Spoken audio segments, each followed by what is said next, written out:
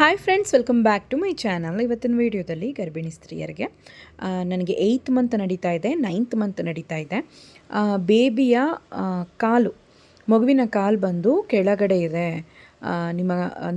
ನಿಮ್ಮ ಗರ್ಭಕೋಶದ ದ್ವಾರ ಏನಿದೆ ಆ ಕಡೆ ಇದೆ, ಸೊ ತಲೆ ಮೇಲೆ ಇದೆ. ಈ ಥರ ಡಾಕ್ಟರ್ಸು ಸ್ಕ್ಯಾನಿಂಗ್ ನೋಡಿ ಹೇಳ್ತಿದ್ದಾರೆ. ನಾನು ಏನು ಮಾಡಬೇಕು? ಸೊ ಈ ಕ್ವೆಶ್ಚನ್ ಬಂದು ಎಲ್ಲರಿಗೂ ಇರುವಂಥದ್ದೇ ನಾರ್ಮಲಾಗಿ.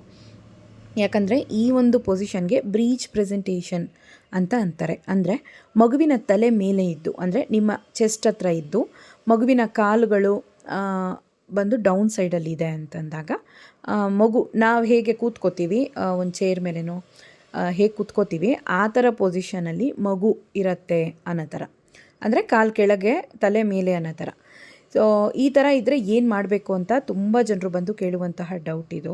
ಸೊ ಇದನ್ನು ಬ್ರೀಚ್ ಪ್ರೆಸೆಂಟೇಷನ್ ಅಂತ ಯಾಕಂತಾರೆ ಅಂತಂದರೆ, ಮಗುವಿನ ಹೆಡ್ಡು ಡೌನ್ ಇರಲ್ಲ. ಸೊ ಡೌನ್ ಬಂದಾಗ ಸೆಫಾಲಿಕ್ ಪ್ರೆಸೆಂಟೇಷನ್ ಅಂತ ಹೇಳ್ತಾರೆ. ಸೊ ಅದು ನಾರ್ಮಲ್ ಡೆಲಿವರಿಗೆ ಹೇಗಿರಬೇಕೋ ಅದು ಮಗುವಿನ ಪೊಸಿಷನ್ ಅದು ಕರೆಕ್ಟಾಗಿದೆ ಅಂತ. ಸೊ ಬ್ರೀಚ್ ಪ್ರೆಸೆಂಟೇಷನ್ ಇದೆ ಅಂತಂದರೆ ಯಾವುದೇ ಕಾರಣಕ್ಕೂ ನಾರ್ಮಲ್ ಡೆಲಿವರಿ ಮಾಡೋದಕ್ಕೆ ಡಾಕ್ಟರ್ಸ್ ಬಂದು ರೆಕಮೆಂಡ್ ಮಾಡಲ್ಲ. ಇದು ನಿಮ್ಮ ಒಂದು ಹೆಲ್ತ್ಗೂ ನಿಮ್ಮ ಮಗುವಿನ ಹೆಲ್ತ್ಗೂ ಯಾವುದೇ ರೀತಿ ತೊಂದರೆ ಆಗಬಾರ್ದು ಅನ್ನೋ ಕಾರಣಕ್ಕೆ, ಮಗುವಿನ ಒಂದು ಏನು ಹೇಳೋದಂದರೆ ಇಬ್ಬರಿಗೂ ಅಷ್ಟೇ, ತಾಯಿ ಮಗು ಇಬ್ಬರಿಗೂ ಅಷ್ಟೇ ಯಾವುದೇ ರೀತಿ ತೊಂದರೆ ಆಗಬಾರ್ದು ಅನ್ನೋ ಕಾರಣಕ್ಕೆ ಡಾಕ್ಟರ್ಸು ಹೇಳುವಂತಹ ಒಂದು ವಿಷಯ ಇದು. ಕಾಲಿನಿಂದ ಡೆಲಿವರಿ ಆಗುವಾಗ ನಿಮ್ಮ ಮಗು ಕಾಲು ಫಸ್ಟ್ ಬರುತ್ತೆ ಅಂದಾಗ 2 ಕಾಲೂ ಒಂದೇ ಟೈಮ್ ಬರುತ್ತೆ ಅಂತ ಹೇಳಕ್ಕೆ ಬರಲ್ಲ. ಒಂದು ಕಾಲು ಬರ್ಬೋದು ಫಸ್ಟು, ಇಲ್ಲ 2 ಕಾಲು ಬಂತು ಅಂದರೆ ಕೈಗಳು ಯಾವ ಪೊಸಿಷನಿಂದ ಬರುತ್ತೆ ಅಂತಲೂ ಹೇಳಕ್ಕೆ ಬರಲ್ಲ. ಸೊ ಹಾಗಾಗಿ ಹೆಡ್ ಬಂತು ಅಂತಂದರೆ ಹೆಡ್ ಜೊತೆಗೇ ಕೈಗಳು ಕಾಲುಗಳು ನೀಟಾಗಿ ಅದು ಪೊಸಿಷನ್ ಇರುತ್ತೆ, ಬಂದುಬಿಡುತ್ತೆ. ಬಟ್ ಈ ರೀತಿ ಸರ್ವಿಕ್ಸ್ ಅಥವಾ ಪೆಲ್ವಿಕ್ ಬೋನಲ್ಲಿ ಬೇಬಿಯ ಒಂದು ಹೆಡ್ ಫಿಕ್ಸ್ ಆಗಿಲ್ಲ ಅಂದಾಗ ಈ ರೀತಿ ಕಾಲುಗಳು ಹೊರಗಡೆ ಬಂತು ಅಂತಂದರೆ ಖಂಡಿತವಾಗ್ಲೂ ಮಗು ಬಂದು ಇನ್ನೂ ಸರಿಯಾದ ರೀತಿಯಲ್ಲಿ ಬೆಳವಣಿಗೆ ಅನ್ನೋದು ಬಂದು ಗಟ್ಟಿ ಇರಲ್ಲ. ಸೊ ಮಗು ಬಂದು ಜಸ್ಟ್ ಫಾರ್ಮ್ ಆಗಿ ಚೆನ್ನಾಗಿ ಬೆಳೆದಿರತ್ತಷ್ಟೇ. ಮೂಳೆಗಳು ಚಿಂತೆ ನೀವು ಯೋಚನೆ ಮಾಡಿ. ಈ ರೀತಿ ಕಾಲಿಂದ ಡೆಲಿವರಿ ಆಗುವಾಗ ಫೋರ್ಸಿಂದ ಎಳೆಯುವಾಗ ಮಗುವಿನ ಮೂಳೆಗಳಿಗೆ ತೊಂದರೆ ಆಗುತ್ತೆ, ಮಗುವಿನ ಹೆಲ್ತ್ಗೆ ತೊಂದರೆ ಆಗುತ್ತೆ ಅನ್ನೋ ಕಾರಣಕ್ಕೆ ಬ್ರೀಚ್ ಪ್ರೆಸೆಂಟೇಷನ್ ಇರುವಂತಹ ಯಾವುದೇ ಗರ್ಭಿಣಿ ಸ್ತ್ರೀಗೂ ಕೂಡ ನಾರ್ಮಲ್ ಡೆಲಿವರಿ ಪ್ರಿಫರ್ ಮಾಡೋದಿಲ್ಲ. ಸೊ ಇದು ಫಿಕ್ಸ್ ಆಗಿಬಿಡಿ.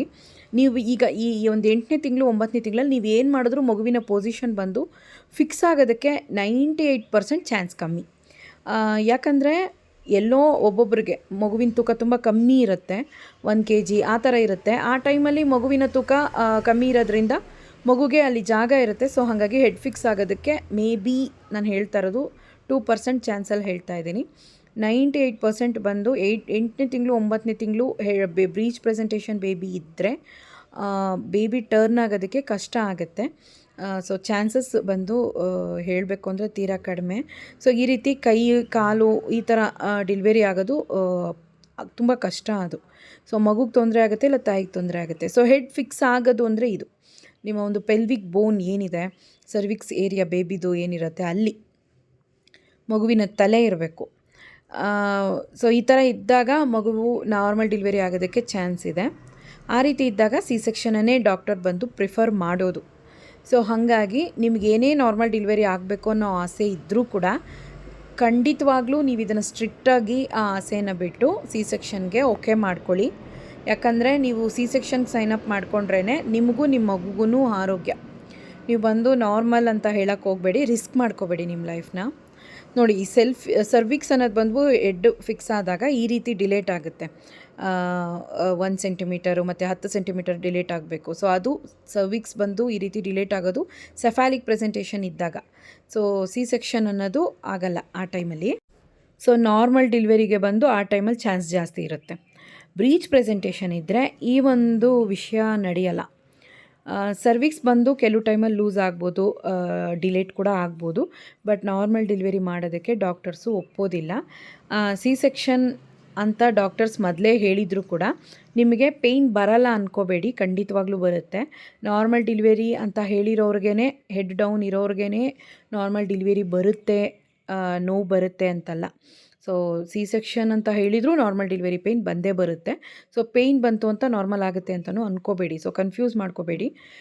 ಸಿ ಸೆಕ್ಷನ್ ಅಂತ ಅನ್ನೋದು ಈ ಥರ ತೊಂದರೆಗಳಿದ್ದಾಗಲೇ 8 ಮಂತ್ 9 ಮಂತ್ಗೆಲ್ಲ ಇರೋವಾಗ ನಿಮಗೆ ಬ್ರೀಚ್ ಪ್ರೆಸೆಂಟೇಷನ್ ಇದ್ದರೆ ಬೇಬಿಯ ಹೆಡ್ಡು ಡೌನ್ ಆಗೋದಕ್ಕೆ ಚಾನ್ಸಸ್ ಕಮ್ಮಿನೇ. ಸೊ ಹಾಗಾಗಿ ಡಾಕ್ಟ್ರ್ ಏನು ಹೇಳ್ತಾರೋ ಅದನ್ನು ಫಾಲೋ ಮಾಡ್ಕೊಳ್ಳಿ. ನಾರ್ಮಲ್ ಆಗಬೇಕು ಅಂತ ಹೇಳಿ ವರ್ಕೌಟ್ ಮಾಡೋದು, ಜಾಸ್ತಿ ವಾಕಿಂಗ್ ಮಾಡೋದು, ನಿಮ್ಮನ್ನು ನೀವೇ ಜಾಸ್ತಿ ಸ್ಟ್ರೆಸ್ ಮಾಡ್ಕೊಳ್ಳೋದು, ಈ ಥರ ಎಲ್ಲ ಮಾಡ್ಕೊಳ್ಳೋಕೆ ಹೋಗಬೇಡಿ. ಸೈನ್ಸ್ನ ಫಸ್ಟು ನಂಬಿ. ಯಾಕಂದರೆ ಏನು ಪಾಸಿಬಲ್ ಇದೆಯೋ ಅದೇ ಡಾಕ್ಟರ್ಸ್ ಕೂಡ ಹೇಳೋದು. ಸೊ ಬ್ರೀಚ್ ಪ್ರೆಸೆಂಟೇಷನ್ ಇದೆ, ನಿನಗೆ ಸಿ ಸೆಕ್ಷನ್ನೇ ಆಗೋದು ಅಂತ ಡಾಕ್ಟ್ರೇ ಹೇಳಿಬಿಟ್ರೆ ಅದಕ್ಕೆ ಫಿಕ್ಸ್ ಆಗಿ ನನಗೀಗ 8 ತಿಂಗಳು ತಾನೇ ಚೆನ್ನಾಗಿ ವಾಕ್ ಮಾಡ್ತೀನಿ, ನಾರ್ಮಲ್ ಡೆಲಿವರಿ ಆಗಿಬಿಡುತ್ತೆ, ಮಗು ತಲೆ ತಿರುಗತ್ತೆ ಅಂತ ಅಂದ್ಕೊಳ್ಳೋಕೆ ಹೋಗಬೇಡಿ. ಜಾಸ್ತಿ ಹರ್ಟ್ ಆಗಬೇಡಿ. ಯಾಕಂದರೆ ಆ ಟೈಮಲ್ಲಿ ಬೇಬಿ ಫುಲ್ಲಾಗೆ ಬೆಳೆದಿರುತ್ತೆ. ಸೊ ಸ್ಪೇಸ್ ಕೂಡ ಕಮ್ಮಿ ಇರುತ್ತೆ, ಟರ್ನ್ ಆಗೋದಕ್ಕೆ ಕಷ್ಟ. ಸೊ ಹಾಗಾಗಿ ಡಾಕ್ಟ್ರ್ ಏನು ಹೇಳ್ತಾರೋ ಅದನ್ನು ಫಾಲೋ ಮಾಡ್ಕೊಳ್ಳಿ. Take care. ಬಾಯ್.